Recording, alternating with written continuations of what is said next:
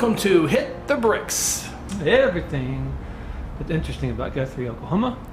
Swag today. We do. Swag. Yeah. Erin brought stuff with her today. Erin Brown, thanks for being here. No problem. Thank you for having me. Erin is the Curator of Collections. Yes. COC. The COC at the Oklahoma Territorial Museum and Carnegie Library. Yes, and the Carnegie Library. Yes, and the Carnegie Library. We don't want to leave the old library out. Can't do that. Yeah. It's a staple in town. Yeah, especially after it's all been made pretty and functional. Yes, they've done a lot of work to the outside recently. It's so much prettier. They've completely redone the dome and painted some of the decorative elements so you can actually see them now. It looks amazing. So we get to start on the inside a little bit. So Have they put air conditioners in there yet? actually, the air conditioners, they had them in there, and the condensation and the moisture was tearing apart the plaster in the building and ruining some of the ornate carved woodwork. That's super inconsiderate of the air conditioner. Yeah, so but they had to take, to preserve the building, they had to take the air conditioners out. So, but the steam radiators still work in the wintertime, which makes it very nice for the Victorian walk and the homes tour that we do there. So it's really nice to hear them hissing away. Heck yeah. So you said they're going to do some stuff inside? No? Yes, so it's an old building, finished in 1903, and it has a basement. And so just like everybody else in Oklahoma, water is an issue. So we have some mold right now that they're going to come in and completely redo some of the walls and get rid of the mold issue so, the employees can breathe. Yeah. So the outside looks good. The inside is going to be fixed up. The last year we've done a lot of upgrades and updates to our gift shop and lobby area. And so it actually looks like it's purposely a gift shop instead of just stuffed in a corner. So it's a lovely gift shop. You can buy all kinds of stuff there. Yeah. You brought some things with you. I did. Buttons and stickers and postcards. These are really cool. I love these shirts. In fact, I need to get a shirt like that. Absolutely. I need to get a shirt. They're They have hats, that. They too. have that at the. Yeah, we have them. The shirt. The shirt. Okay, I need to get a it's shirt. 46 star. Yeah. So my license plate is the 46 star now. Yeah. Since they issued them a year or two ago. So I love the 46 star. So this, for those that don't know, this is our Oklahoma's original flag, because Oklahoma was the 46th star that was added to the American flag. So we were the 46th state to join the Union. Very cool. Do you have the hats too? We have the hats as well. We have patches and stickers and postcards. We have a whole line of 46 star swag. You can get everything you need. Absolutely. At the Territorial Museum gift shop. Absolutely. Can you start selling groceries?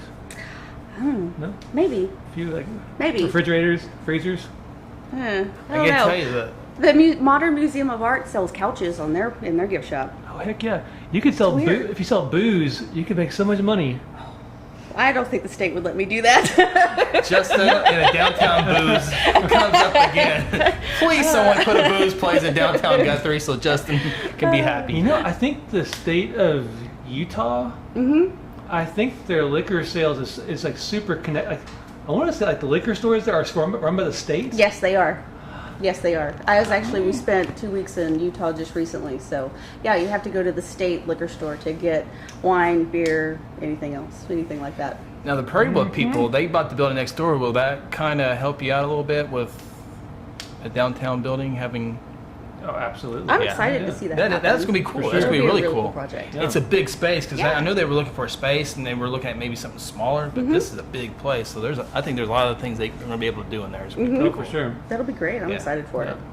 Yeah, the brewery and the distillery world is exploding. It seems. It really is. I even saw an article about another distillery that's expanding into Oklahoma City. So, the competition is fierce. And that's a good thing because like the alcoholic beverage tax, I mean, it's gone like from skyrocket. It's like doubled in percentage wise in sales. So The Marshall, they have a 46 star Oh yeah. beer. It's awesome. It's really good. Yeah. I like Oh, it. that's cool. It said 46 star on it, so I was like, I have that one's mine. I have to try that one. Absolutely. well done. So keep that in mind for like the gift shop. I'll see what I can do on that one. A made in Oklahoma section. Yep. I'll try. I'll see if I can swing that one. Can you make cocktails? Are you good at making cocktails? Maybe. No? Before you do that, I have some friends at Able. They're called Able Commission. Talk to them before you do that. Right. Hey, Yeah, but this is one of those things where you absolutely need permission first. You're all state employees. You can figure it out. Right. Curator of Collections and Cocktails. Yeah, see, that would be awesome. COCC. You could totally fund a raise with that. Here we go. Just think about it. I'm not telling you what to do. I'll see if I can swing that. That'll be fun. We're here for ideas. That's all we're here for. Okay, Absolutely. so since you are the curator of collections, talk to us about the yellow brick road to women's suffrage.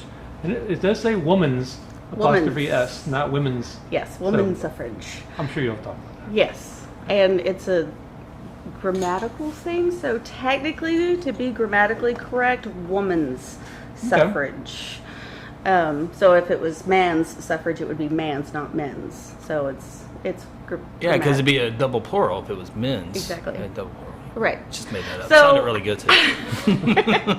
Well, so we are coming up on the centennial anniversary of the passage of the 19th Amendment that granted women the right to vote in the United States. Kind Say of a what? big deal. When did that happen? Yes, I know. Literally 100 years ago. We're gonna take over the world. 100 years ago. So, and it was a long road to get there. And so when we were talking about what kind of exhibit we're going to put up for the museum and what angle are we going to talk about with women's suffrage, being that this is a nationwide event, there's going to be museums all across the country that are doing this, and so we wanted to find something that was a different angle, a different look, a different perspective of some sort. And you made the joke, only 100 years ago, what? Why did it take so long? I don't tell good jokes. But why did it take so long? Right, Is right, an often question. It was 1920 when this happened. I mean, that's kind of outrageous, especially since they talked about it in 1776 when we got our United States Constitution.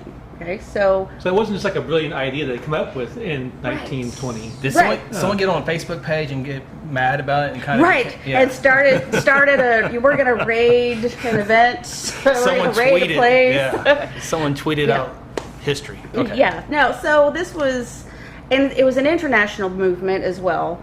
But in the United States, it really got started in 1848 with the Seneca Falls Convention. And so from 1848 to 1920. So 72 years. So what the heck was going on during that 72 years that this never came about? And so this is the answer that we're trying to give people in this exhibit, to explain to them what was going on, what was the national landscape, where women's suffrage, what else was it competing with? Because it didn't happen in a vacuum. It wasn't the only topic of conversation in social issues and politics. So I did a little list. And That's not a little list. a little list. This is a little list of just some highlighted events that occurred during that entire time frame. There's things like, the Civil War, and then the Spanish-American War, World War I. We have 2 gold rushes during this time frame. There were some distractions. There are some distractions, absolutely. And every single time women's suffrage came to the forefront of the conversation, it seemed that there was always something more pressing, more immediate. Like a Chicago fire. Killing 1/3 of the population of Chicago. Can you imagine today what a devastating, tragic event that could have been? Right. I mean, there's several financial depressions. Battle of Little Bighorn. What, Panic of 1857? That was when we really became a global economy in 1857 because of the different trade routes and things, and we started having those trade agreements. Like today we have NAFTA. Those types of things started back then, and it freaked people out. I mean, just like today, in today's conversations, we have tariffs as a part of our conversation today. Yep. these things did not just appear one day. These have always been political tools and economic tools. You have the Haymarket riot in 1886. People were fighting for workers' rights.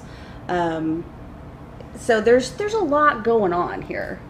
And again, every time that something came up, it was women's suffrage came up, there was always, okay, we'll get to that after we put out all these other fires. Literal fires sometimes. And sometimes some literal cases. fires, yes.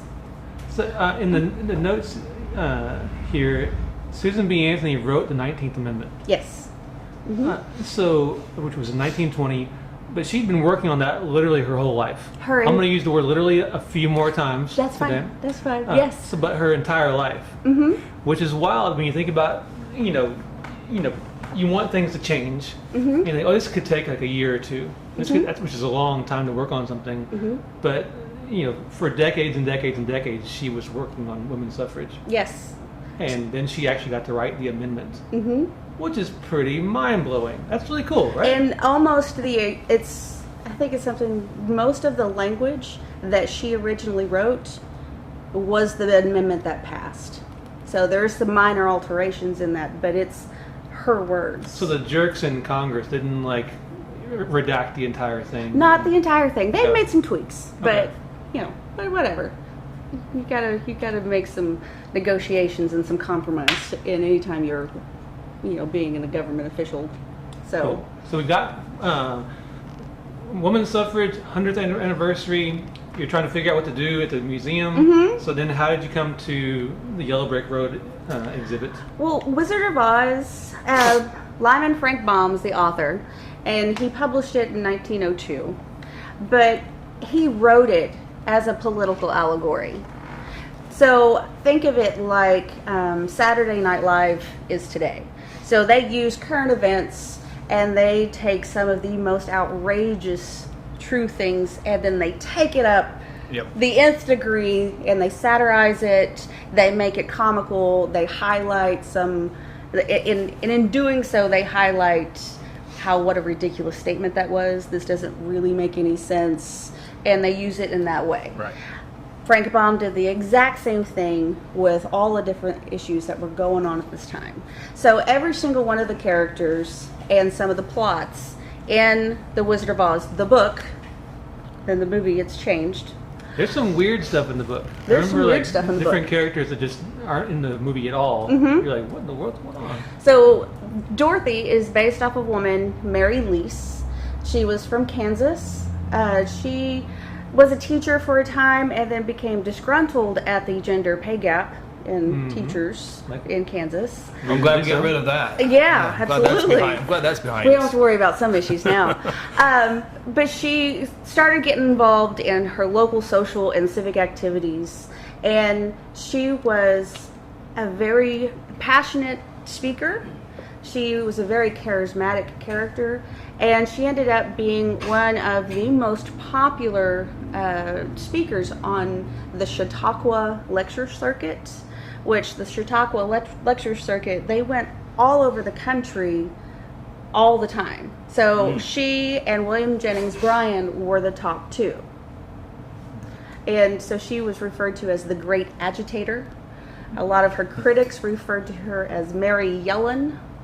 Oh. So the idea Clever, of you clever. have this farm girl from Kansas whipped up in a tornado and then planted in this land of Oz, and she meets these characters. This is a play on Mary Lease getting involved in politics, being put in a world that she doesn't really understand. Oh. So when people read the book, back in those days, did most people automatically know what he was referring to? Absolutely. Okay. Absolutely, because he's using popular culture of that time frame to create these characters. So the Cowardly Lion is based off of William Jennings Bryan, who was one of the presidential candidates in 1896 and again later.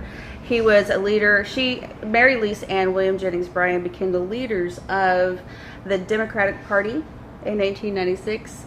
They were populists, and populism was very popular here in Oklahoma. Oklahoma politics was very much an extension of Kansas-style politics at that time. Our own Kate Bernard was a leader in the populist movement, and our own Kate Bernard is probably one of the most significant political figures. She influenced our state constitution with a lot of the same issues that Mary Lease and William Jennings Bryan were promoting. Things like workers' rights, workers' compensation, 8-hour work days, having a weekend, having health insurance. These were radical ideas at that point in time, and this is what they were pushing for. Those 8-hour days. Those are rough sometimes. It's terrible. Oklahoma has a pretty diverse, like philosophically speaking, like political history. Absolutely, it does. Yes. Absolutely, it does. And A lot of swings. Yes, it does. And the pendulum swing is, you always get the extremes, and eventually you settle into the middle. But Mary Lease, again, Dorothy goes to Oz. So Mary Lease goes to Washington, becomes a part of the political machine. They end up meeting the Cowardly Lion, William Jennings Bryan, they're partners now. The Scarecrow. In this age of industrialization, the farmers are seen as being traditional, very conservative. They don't really grasp the new global economy. And so the Scarecrow in the book says, I was only born yesterday. Because the criticism for farmers was that they didn't understand the economic system that they were in. And so the farmers wanted to have influence just like anybody else. Sure. So farmers' alliances started around the country so that they could get politicians to listen to their demands. One of the things that they wanted was bimetallism. So we were on a gold standard.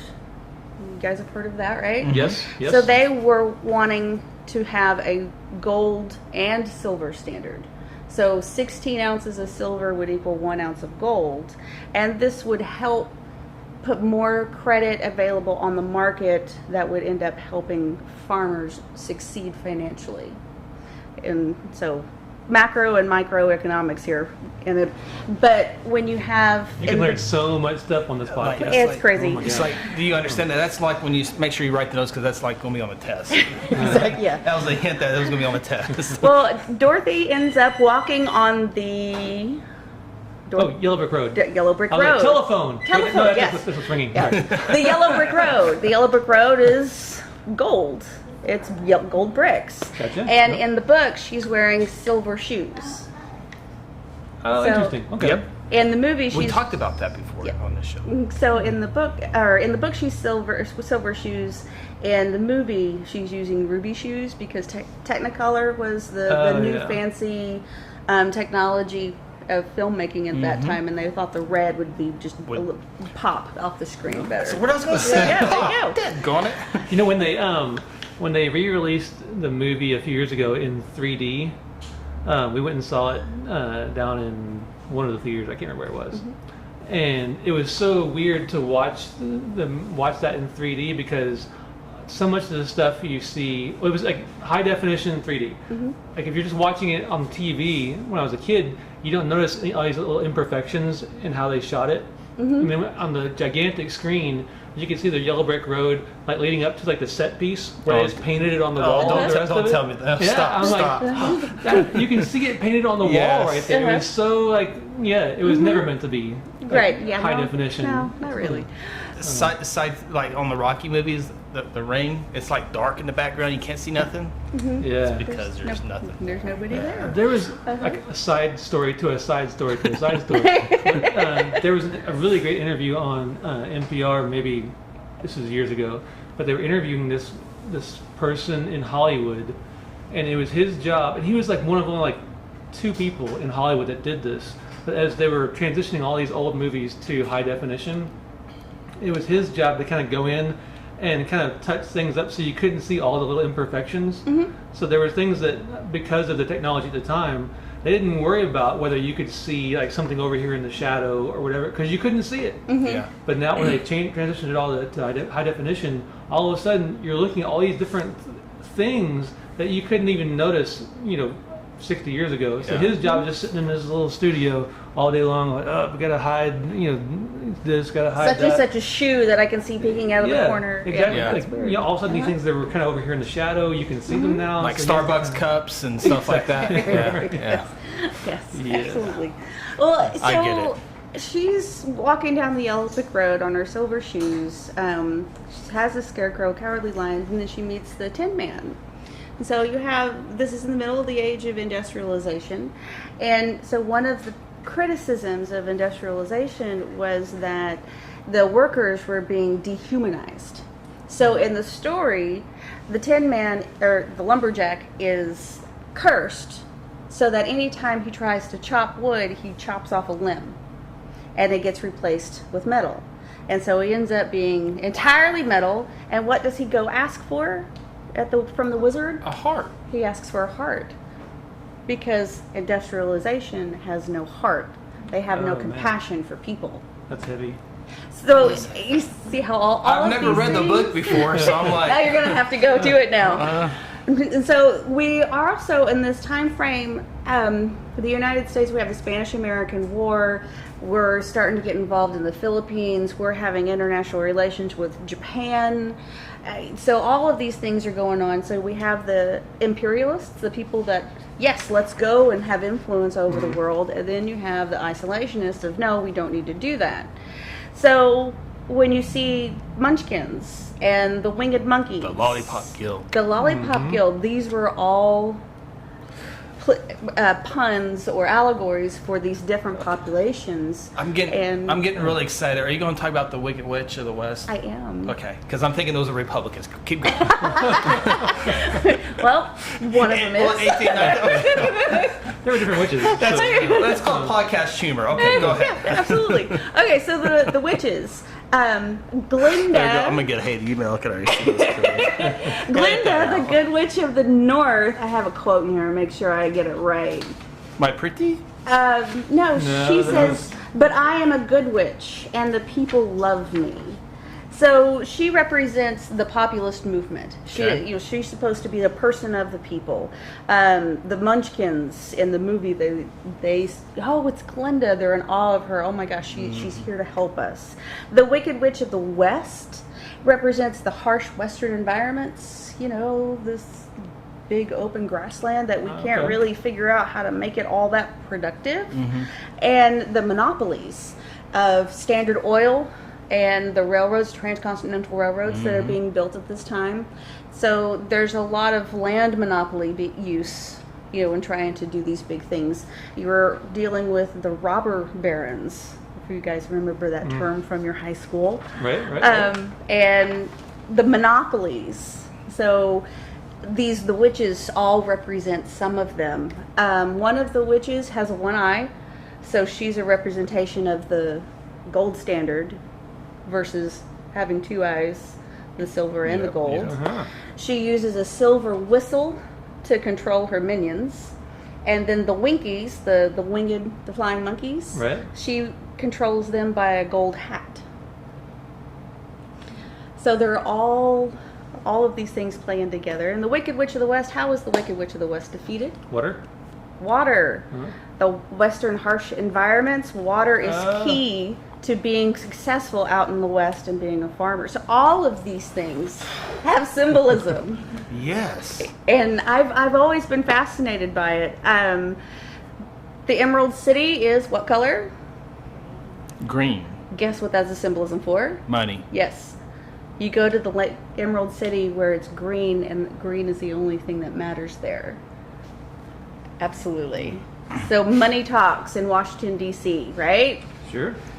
We all know that. See, when I said Republicans on the witch, it's because a Democrat was writing it, so he just assumed the bad was a Republican. That's One of the beauty of just cut it out. the beauty of Frank Baum is that he used both the criticism and the people who supported these things and put them together in one piece to show all of the aspects of it. So he wasn't just slanted towards one thing or another. He wants to show you the pretty and the ugly side, or the left or the right, or the north and the south, or the east and the west, or industrial or farmers. He wants to show you all of these pieces and how they came together. And you left one piece out. Mm-hmm. Toto. What about Toto? Toto is Mr. Mary Lease. Mr. Mary Lee. Was he like? How come Dorothy gets to be my wife, but I get to be a dog? Because that was one of the criticisms of how can a man let his wife go out and talk all around the country? Oh, he must be her lapdog. Right? So she was from Kansas. Was Baum from Kansas too? Baum lived in Kansas for a short period of time. He ended up living, I have it here on somewhere, in South Dakota. Okay. And Baum was a supporter of women's suffrage. He volunteered in his local women's suffrage association club. And the next book, The Marvelous Land of Oz, the whole thing is a satire of the women's suffrage movement. And part of that story, the women of Oz are marching to Emerald City armed with nothing but their knitting needles. And so this is a reference to 1913 when women organized the march to Washington, D.C. So he uses all of these things. Yeah. The man behind the curtain in The Wizard of Oz, who do you think those people are? Who do they represent? Behind the curtain. He's mean at the beginning, but nice at the end. In the book, the people of Oz don't really... Before he looks mean, but he's really nice. In the books, I don't know. the people of Oz, they don't have access to the wizard, because Right. you have the big gatekeeper. So Like lobbyists? you don't have, he's supposed to be the president. Oh, okay. Because the people can't get to him, right? Gotcha. He's Okay, cool. isolated. So, but then you have the man behind the curtain is the most popular, or not popular, but the most successful banker of that time named Mark Hanna. And so he financed William McKinley's entire presidential campaign. And so a lot of the political cartoons of that frame have William McKinley as this little figure, Mark Hanna as this big, rotund, lumbering beast, and he's got William puppet. McKinley on puppet strings. McKinley was assassinated, right? Was he? I think so. Well, Yes. this think so? took a twist again. Yeah. Yeah, I think Sorry. so. Yeah, I don't know. Yes, I think so. Yeah. Yes. Mhm. So all of these things. Our IMDb. friend Google's in work right now. Yes, all of these things have a role in the story, and they represent at least a piece of all of these events that went on during the time frame from 1848 to the final passage in 1920.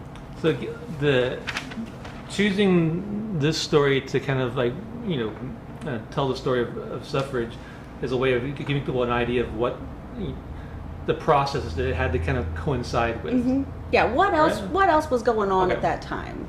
So anytime again, The women's Titanic suffrage- sinks. Yeah, the Titanic sinks during this point in time. The other one of the things that they were really worried about is that women, how are you going to count? How is the population going to work?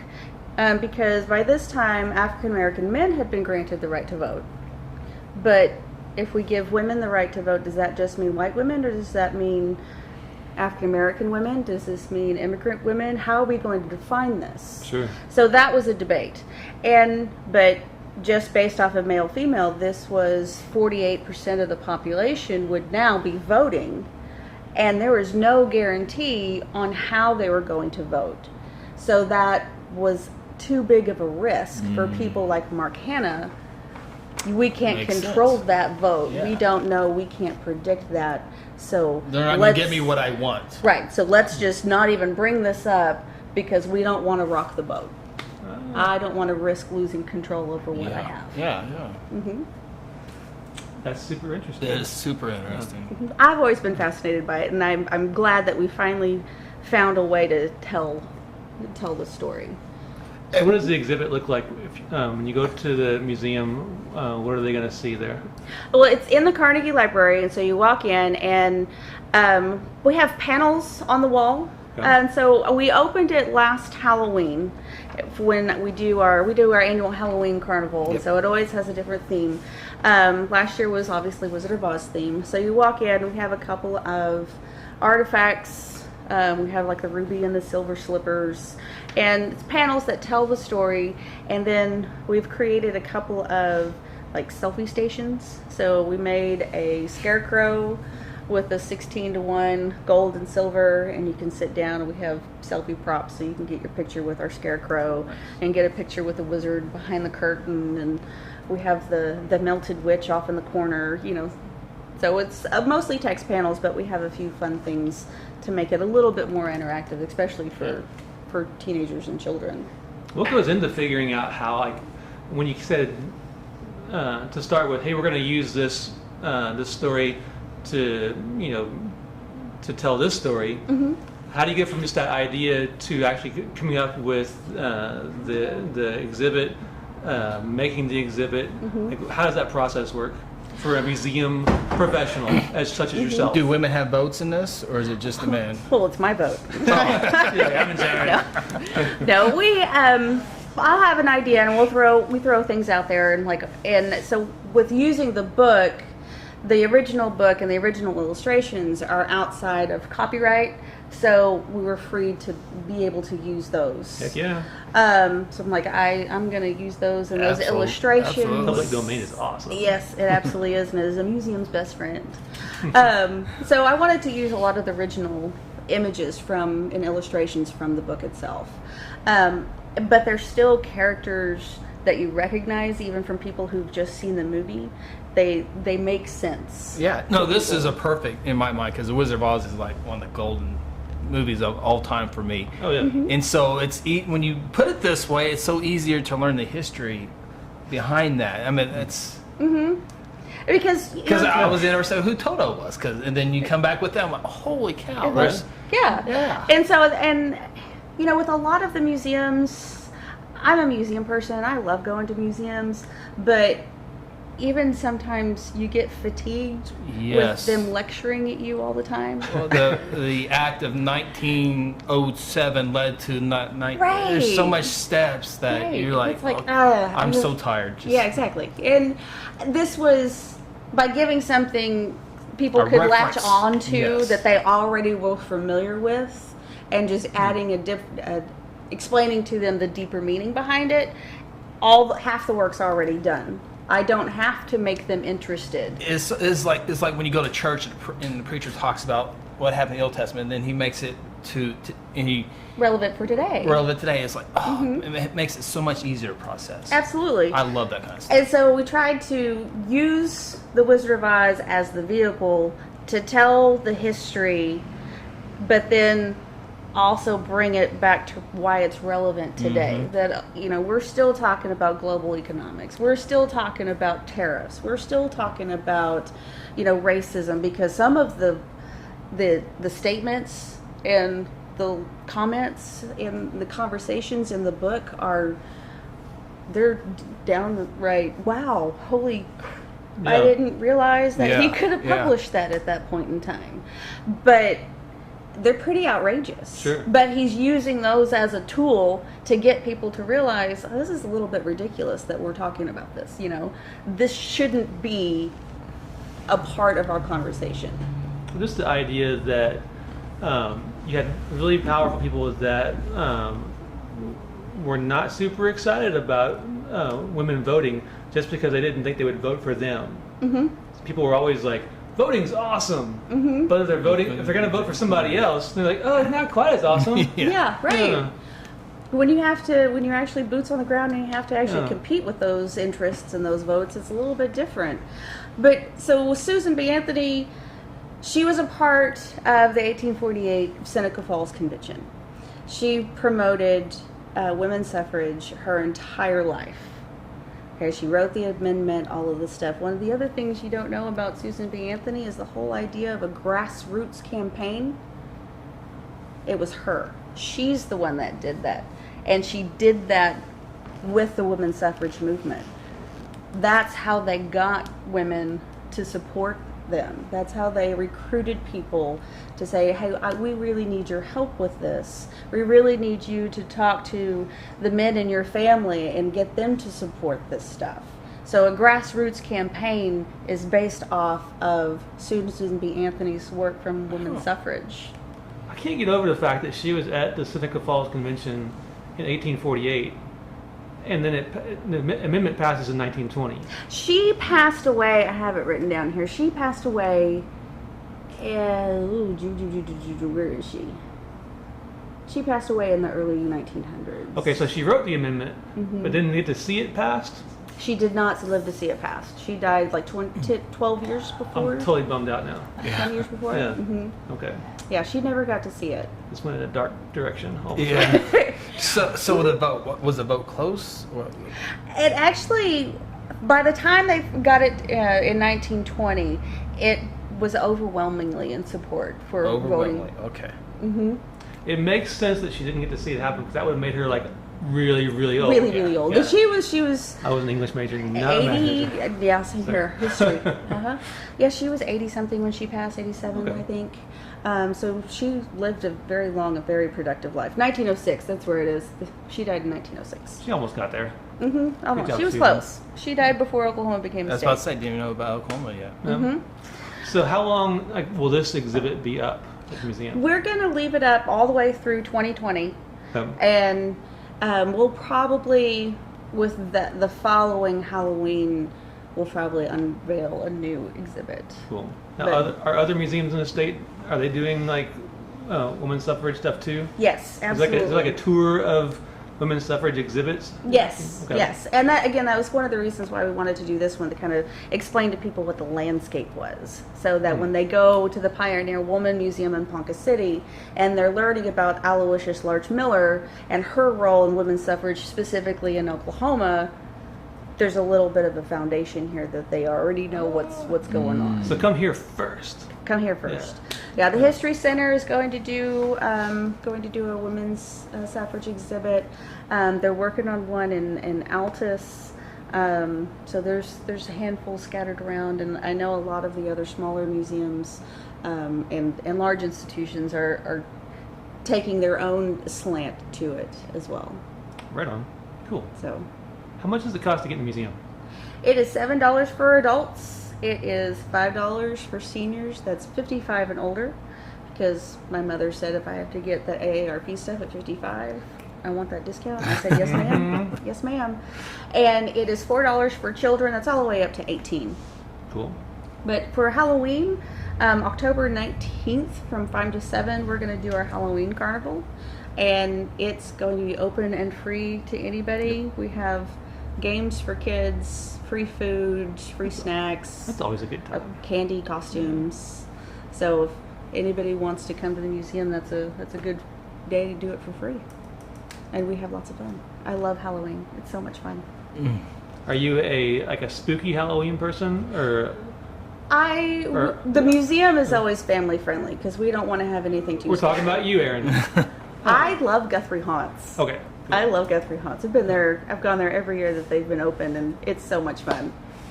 So Yes. I like the spooky. Right on. We need to get John Pagonis on the podcast so we can talk about the haunts. So haunts is north of Guthrie, just over the river.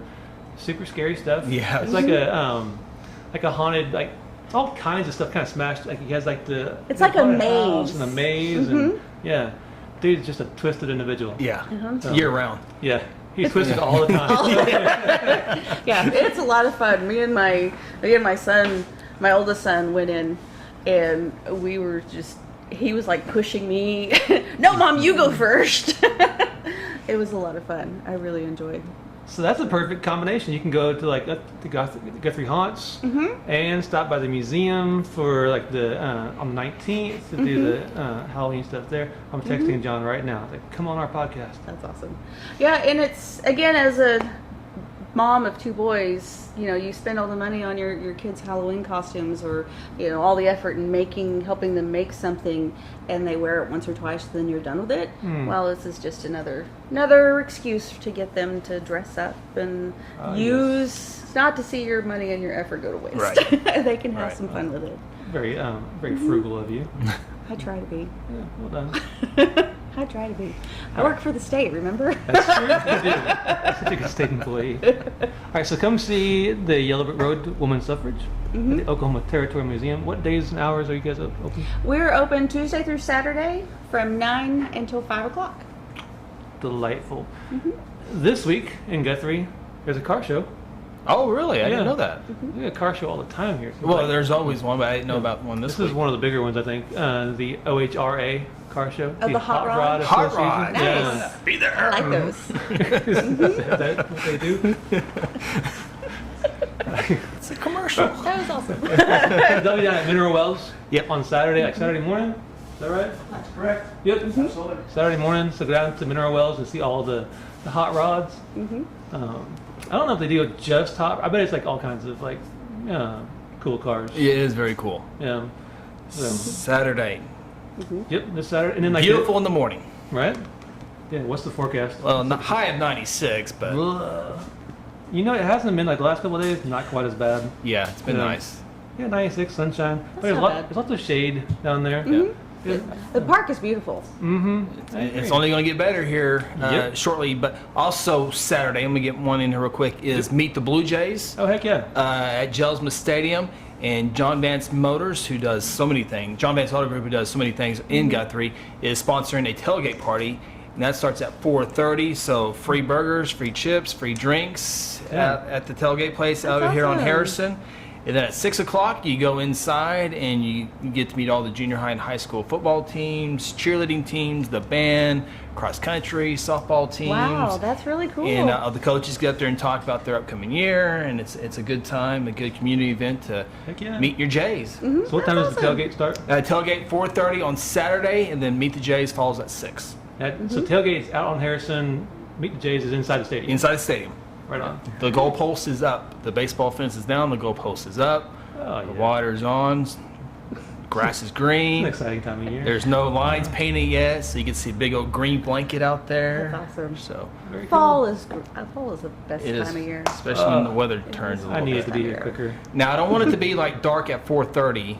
I don't like that part of the fall. I like sunlight. I'm okay with that because No, Justin, no. when We it's, were having a good show. Now we're I ruined it, dude. when it's dark at 5 o'clock, that's when you know that it's basketball season. And I just and you want to go to bed at 7:02, but it's too early to go to bed. that's why I know there can be a Thunder game on like every other night. When there's not a Thunder game on, you can watch like college basketball. I just love how there's like, yeah, I know that's the signal for that for me is like it's dinner time, but it's dark outside. Yeah, the Thunder are going to be real fun to watch this year. That'll be great TV. I'm looking forward to it. Glad you are. Yeah, thanks. One more thing, Friday, old cowboy Jim Garling. He's been on our show before. Yes, he has. He's playing over at Hoboken Friday morning, 10 o'clock. Right So across if the you way. want to hear some really good music, stop by Hoboken, 10 o'clock for cowboy Jim Garling. Anything else this week? No, Well, I he think- is. I don't think. Shield with a kiss. Yeah. Swack, or Sealed with a Kiss, is one of our merchants downtown. Like knitting, yarn, that kind of stuff. Knitting, there's always the other word. Knitting. Crochet. Crocheting, yes. I forget it every single We time. do it we do it every show. My sister is a yarn snob, and she loves that store. Evidently, it's getting even like snobbier. Not the word I wanted to use. It's getting fancier. Fancier, Yeah. yes. Because they're like they've gotten this new designation for the shop. Like they are like a distributor or whatever for like something. God, I wasn't prepared for this. They're becoming fancy. They're a big deal now. They're having Yes. like a kind of like a kickoff for being a big deal on Saturday. So you can go in there and they'll have like refreshments. So if anybody's Yeah. interested, just go check it out. Yeah. Do I have any ask what It's time? awesome stuff that I have no idea what any of that means. But it sounds really good. Big deal. No, for like there's like some like manufacturer of certain types of. I'm starting to make it up now. Here we go. We'll call it yarn. Use your hand gestures. of organic materials of some sort. Nobody tell Keely that we're talking about because she's gonna murder me. Thank goodness for editing. Yeah. God, oh, you're just showing me. Okay, so Rowan is the name of the company, and they're a flagship store for Rowan, products. Products. I'm with products. Products is good. Thank you, brother. Keely's still gonna murder me. So, but yeah, stop by Slip with a Kiss on Saturday for their launch party for them being a Rowan flagship store. Super cool. What time does that start, Justin? God, 1 o'clock? 1 o'clock? 1 o'clock? 1 o'clock. I'm just rolling with it. Terrible co-host I am. It's like 1 to 5. Check out their Facebook page. Yep. Like their Facebook page and find out. Facebook, You know, call ahead, reserve a spot. They'll tell you what time. Yeah. We are anything but professional. Nothing but professional. However that phrase is supposed to be. School's getting ready to get started up. That's another important date to get ready. Yeah. August 20th. So a week from yesterday, For right? Guthrie Public Schools, actually St. Mary's is already back in school, but Yeah. for Guthrie Public Schools, they've already had their enrollment. Meet the Teacher is Friday. Yep. Freshman orientation is coming up as well. So Friday at 6. Friday at 6. 6 You got a freshman? Yes. I do too. I have a freshman and You a will next senior. year. Yeah. A freshman and a senior? Oh man, that's intense. Yeah. I'm not ready for it. Yeah. My kid's super excited about seeing what classes he's got, or which teachers. Yeah. Um, It's always cool to get the schedule. What? What? Yeah. I saw the city crew out this morning, like painting some crosswalks. Yes. So kind of getting those final touches on keeping kids safe for the school year. That's always awesome. And there are also a few spots now that have those little super fancy crosswalk deals where like you hit the button and it's and it has like the solar powered lights. Yes. Like you hit the button and it's like. Meh, meh, meh. If you're just listening, I was making a hand gesture that says flashing lights. I always thought it was cool. I think it was. I remember doing a story. I don't know if it was a year or two when you like pushed a street light over at Noble and Wentz. It would actually count down. It counts to you. Yeah, Yeah. it counts like one. Yeah, that's fancy stuff. For vision impaired people. Yep. Yeah. So when you did all that flashing stuff, it made me think of. Yep. There's one In fact, I crosswalk. recorded walking across. That's so nerdy, but No, you're a journalist. yeah. Quality journalism. Yes. Yeah. There's one crosswalk at OU that you hit the button and it actually says something to you like cross street now. And Brick kind of like counts down out loud for you. oh yeah, that's super helpful. Yeah. So, all right, Erin, thanks for being Hey, here. no problem. Yes. All right, Anytime. Go visit the museum. Absolutely. Come And see check us. out their Yellow Brick Road Women's Suffrage. So, thanks. All right, see you I'm later. headed to SWAC. I gotta get my spot reserved for that. For the Saturday, 1 Yeah. o'clock All right. or something like that. Something somewhere around there. So long. See ya. Coming home